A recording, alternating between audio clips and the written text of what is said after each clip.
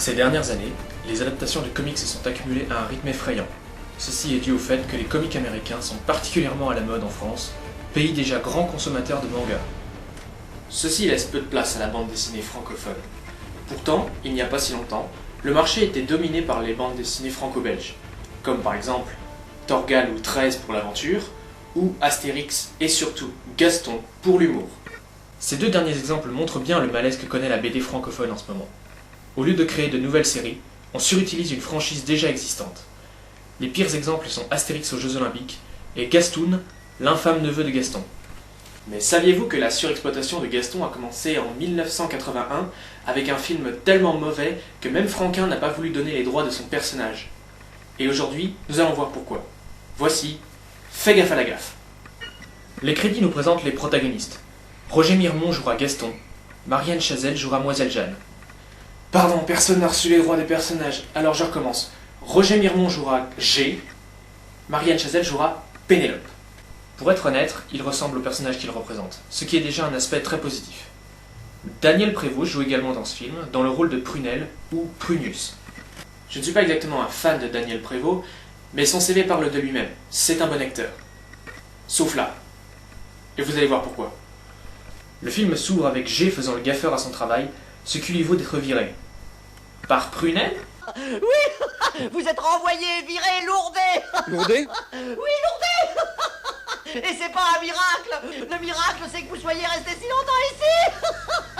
Enfin. Du coup, c'est un Gaston désabusé qui se balade en voiture, quand tout à coup...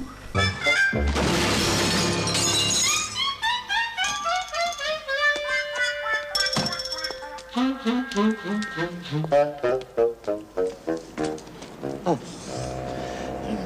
Dites-moi, et quand je ne suis pas là, comment faites-vous pour vous arrêter? Oh bien, bien. On est moins de 5 minutes dans le film et on nous dévoile le personnage de Monsieur Dupuis, qui, je vous le rappelle, est omniprésent dans la BD. Sérieusement, dévoiler son visage, c'est un peu comme Tom et Jerry qui parlent. Ça se fait pas, quoi.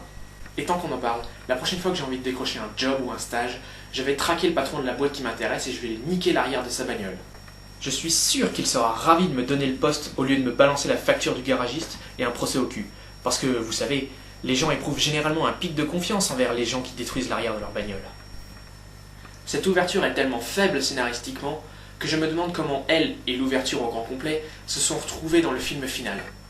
Je veux dire, pourquoi ne pas garder la version de la BD ? Gaston arrive un jour, nul ne sait pourquoi, pas même lui, et c'est tout. Il n'y a aucune preuve de son embauche avant qu'il ne soit viré dans le tome R1. C'est infiniment plus drôle, et ça justifie pourquoi il ne fait absolument rien de précis dans l'entreprise. C'est pour ça qu'il est le fameux héros sans emploi. C'est tout. Eh ben mon cher G, c'est tout, c'est ok. Je vous prends un essai pour 15 jours pour commencer, et puis si ça va après, on envisagera. Ah, monsieur Dumoulin, je suis contente de vous voir. Ça y est, je suis ceinture noire de karaté. Oh, vous me faites peur, Madame Soto. G, mais non, sur les filles de l'agence de mannequins, ne rêvez pas. Allez. Cette scène apporte énormément à l'intrigue. G et Prunelle se rencontrent enfin quand ils font le tour du propriétaire dans un festival de morosité humoristique. Lui, c'est le spécialiste. Bon, il va falloir que je vous fasse passer ce hockey, hein. Qu'est-ce qui vous fait peur? Les cris d'escargot, les quoi, les... Parmi lesquels un des running gags du film.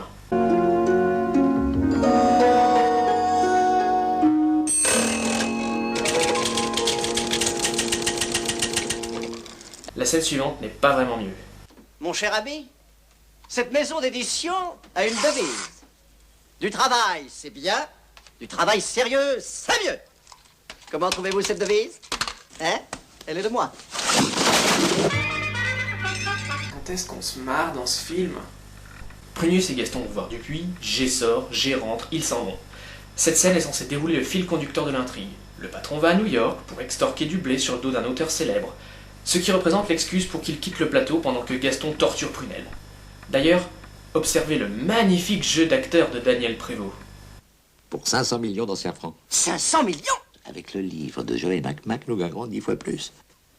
10 fois plus? Il faut absolument signer avec Mercantilos. Faites comme il voudra, faites tout ce qu'il voudra, soyez aux petits soins, dites oui à tout, mais il faut signer, vous m'entendez? Il faut signer! Voici mes dernières recommandations.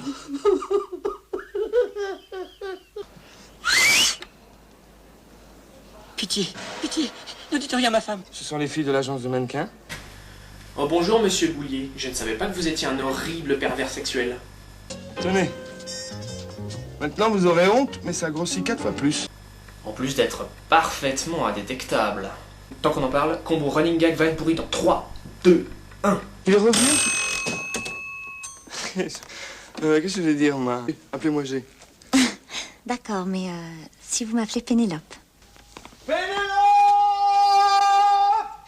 Bon, on enchaîne avec Pénélope, qui est censée être avec Yves Lebrac, et lui, je n'ai aucune idée de qui c'est, qui invite Gaston à jouer du jazz. Définitif, quoi. C'est tout. Et tu te promènes toujours avec ta valise, là, comme ça? Hein? Oui? Donne. Laisse! C'est curieux, dans la BD, Gaston n'est pas censé soulever les brindilles. Ici, ce serait Superman? Le groupe commence à jouer lorsque Gaston dévoile son mini gaffophone.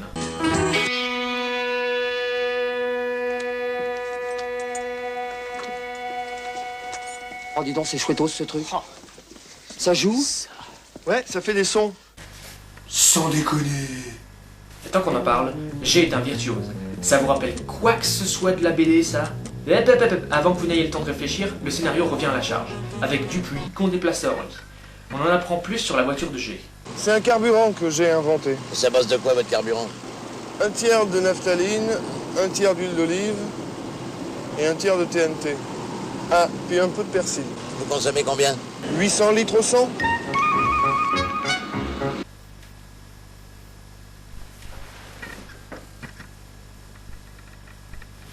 Ok, je joue.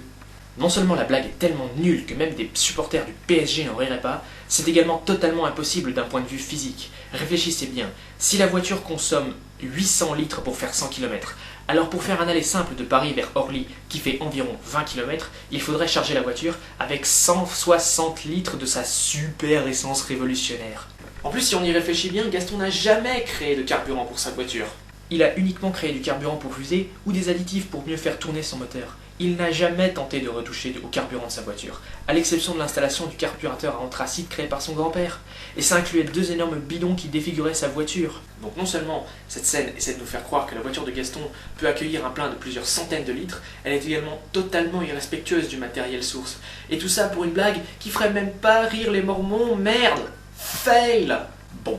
Prunus et G rentrent séparément au bureau, et non, pas de commentaires sur les fantasmes de Gaston à l'aéroport, parce que jusqu'à présent, c'est ce qui est le plus fidèle à la BD. Juste à temps pour un autre running gag, Prunus qui drague une secrétaire anglaise, directement tirée des bouquins, je vous le rappelle. I love you, my...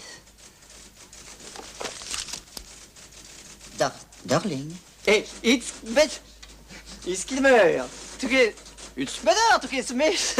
There. Oh. It's better. Bon, God save the Queen. Ce qui ultimement mène à ça. Je ne sais pas ce qui est là, ton patron. Il veut absolument sauver la reine. C'est un drogué. Pardon? C'est un drogué. C'est un drogué. Drogué. Putain. Ça a été à une vitesse. On a perdu le contrôle et on s'est laissé dépasser. Vous savez, j'en suis déjà au tome 8, et je trouve aucune référence à son problème d'addiction. Et évidemment, c'est sur cette note hilarante que se conclut la romance entre Prunus et Margot. Romance qui, je vous l'accorde, n'avait jamais vraiment commencé. Pour se débarrasser des G, Prunel le met au stock des invendus. Un travail censé durer 15 jours, qu'il finit en 2 minutes. Alors c'est fini.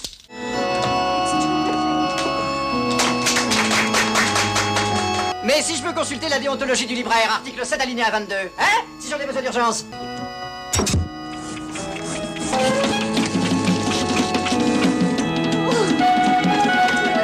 Je sais pas vous, mais moi je serais vraiment curieux de savoir comment cette machine est capable d'interpréter le coup de marteau donné par G. Et tant qu'on en parle, comment Gaston est censé être un dieu vivant? Cette adaptation Gaston manque un peu de... Gaston! Monsieur Prunus, Oui, Pénélope. c'est Monsieur Mercantilos en ligne. Ah voilà, enfin quelque chose d'intéressant. De Best Quaker. Santé! Santé!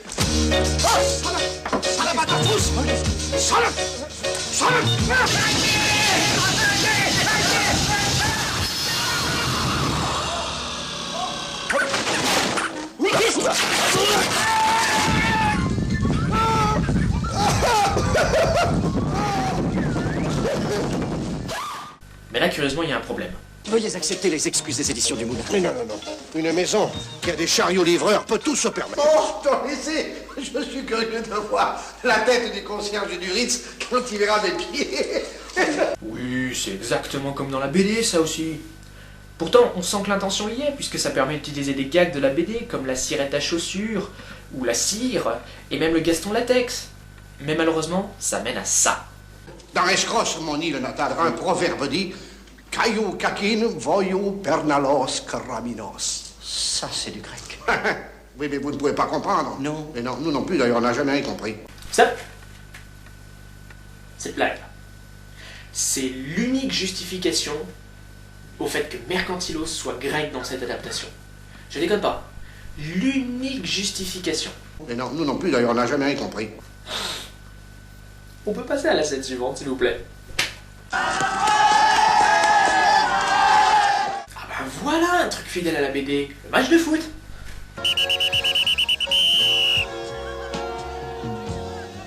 Bon, c'est peut-être un petit peu exagéré, mais au moins c'est là.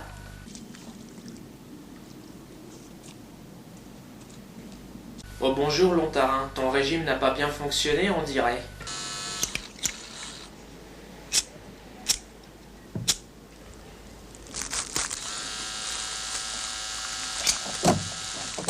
Waouh, le diable habite cette voiture.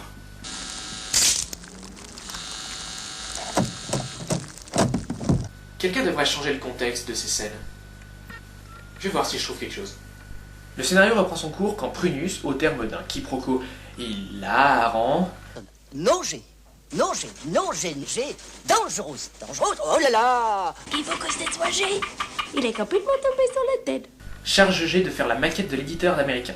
À propos, les fantasmes reviennent. Pour se détendre un moment, observons le magnifique jeu d'acteur de Daniel Prévost. There is rich, the queen of the rich. Pendant ce temps, Gaston, ou plutôt Dieu le Père, construit une machine pour faire ses maquettes en une nuit. Et bien sûr, tout le monde trouve ça génial. Oh, oh, oh, voilà, j'ai trouvé.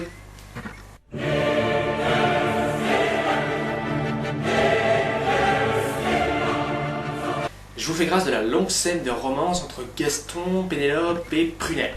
Pas que ce soit horriblement fidèle au matériel, ni drôle, ni pas drôle, c'est juste horriblement long et chiant. Et pendant ce temps...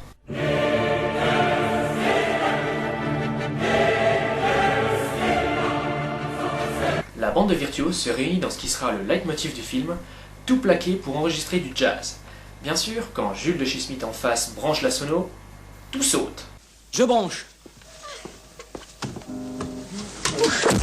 Bien entendu, Gaston répare tout. Non seulement ce n'est pas du tout comment le Gaston des BD réagirait, c'est également tout le contraire de comment Gaston réagirait.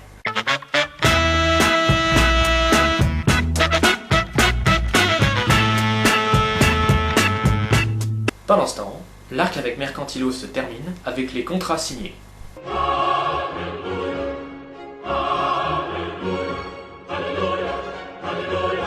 Pendant que G perd complètement la boule. Les pompiers, les pompiers, les pompiers, les pompiers, les pompiers. Prunus charge G d'organiser la fête. Qu'est-ce qui pourrait se passer de mal? Dumoulin revient avec l'éditeur américain.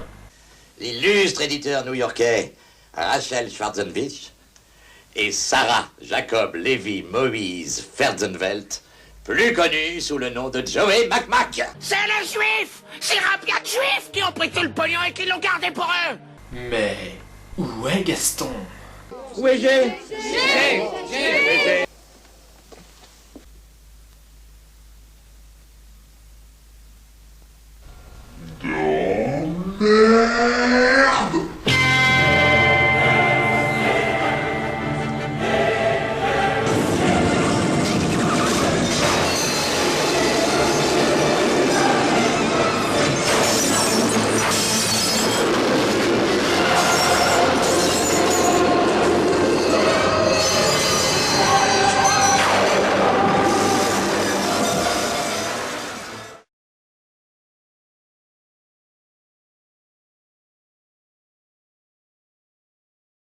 Et zou, on enchaîne avec la bagnole.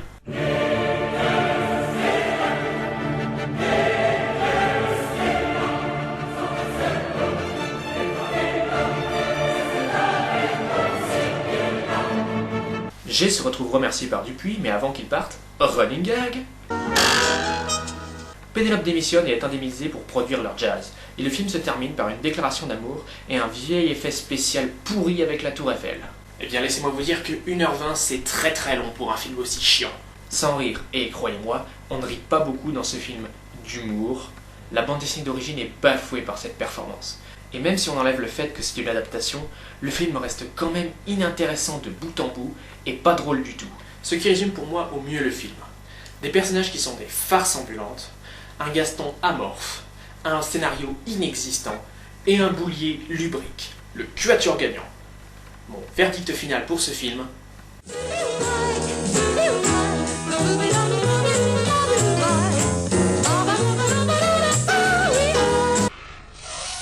Feu.